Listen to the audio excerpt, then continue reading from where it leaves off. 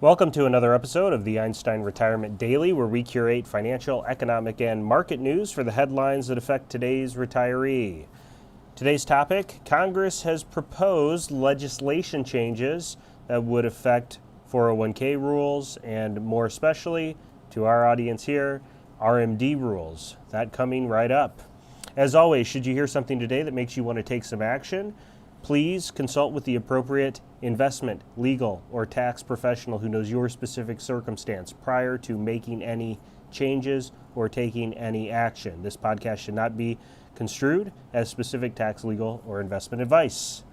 CNBC, Sarah O'Brien. She writes a lot of great articles. I feel like I've been covering a lot of her articles lately. She wrote an article today that covered what would some of the changes that are being proposed with RMDs and 401k rules, how would that affect things for upcoming retirees? So here's a quick hypothesis that I want to put out there. We know that Social Security law has some problems that we're going to have to deal with prior to reaching the year 2035. In 2036, we're underfunded on Social Security. Simultaneously, we have all these changes that have been happening to 401k plans, things like the required minimum distribution age and RMD rules. And so I do want to cover how those two things might be somewhat linked. So currently, the required minimum distribution age, because of the legislation passed last year, is age 72. So required minimum distributions are the amount that you're required to pull from a 401k, IRA, 403b, 457, TIA, TSP, any of those accounts that you got a tax break for contributing to. Eventually the IRS would like to collect on those taxes, and so you must start pulling from those accounts. Presently today, unless you're already over your RMD age, it is age 72. The legislation being proposed that apparently is bipartisan, and there are two forms of the bill. One is being worked on in the House, the other is being worked on in the Senate, would make certain changes to how required minimum distributions are required to be taken. The age could get pushed all the way up to 75. Now, as much as we would like that to be simple, it's not. If you turn 73 before 2022, or excuse me, in 2022, and also all the way up until 2028. So if you turn 73 either in 2022, 23, 24, 25, 26, 27, or 28, if you turn 73 in any of those years, your required minimum distribution age would be age 73 if the House bill and the way that that's written is the way that the bill comes through. Okay? The second level is if you do not turn 73 by 2028, you turn it by 2029, then your RMD age is actually 74. So if you turn 74 in 2029, you will have a required minimum distribution, and you'll have that through the year 2031. So if you turn 74 in 2029, 2030, 2031, 2032, just 2031. So 29, 30, or 2031.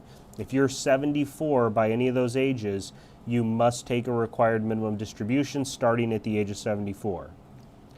Once 2023 rolls around, or 2032 rolls around, it's age 75. Of course, they can't just do it simple. Why do it simple? So anyway, it's tiered up like this. If you turn 73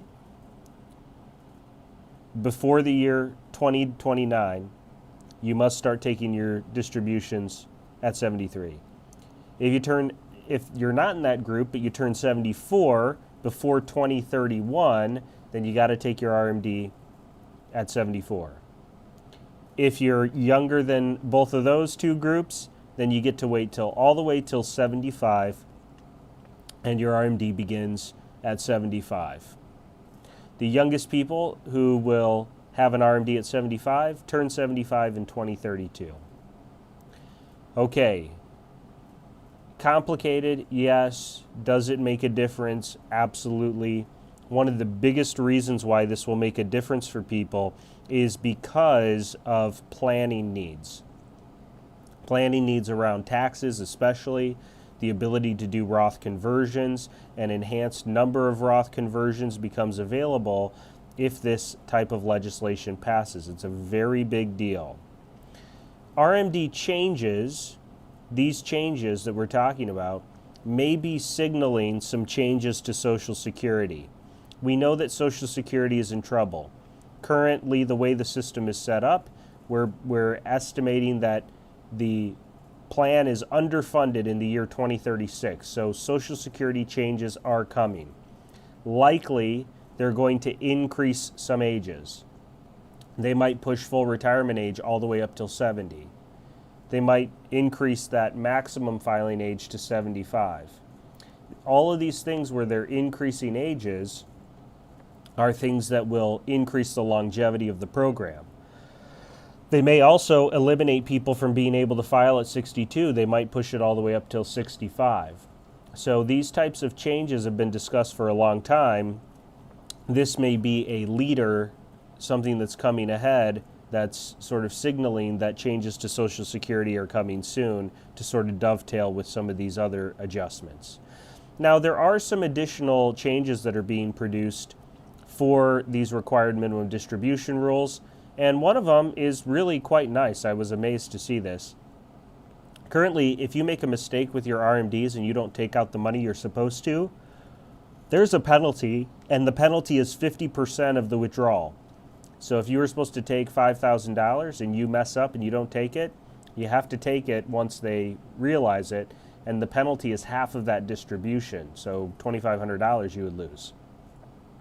Pretty big penalty. Don't make a mistake about your required minimum distributions. That's the key.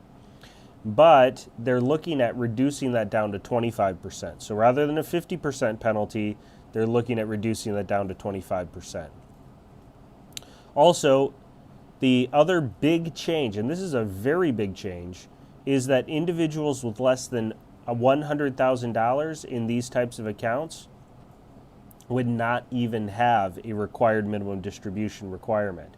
So for folks with less than $100,000 in aggregate retirement savings. Now, we're not clear if that's going to include Roth IRA accounts or other investment accounts. We're not clear about that, or if it's still only going to be true for those qualified accounts, 401ks, IRAs, 403b, 457, those types of accounts. It's not clear yet if, say, Roth IRAs are going to help with this.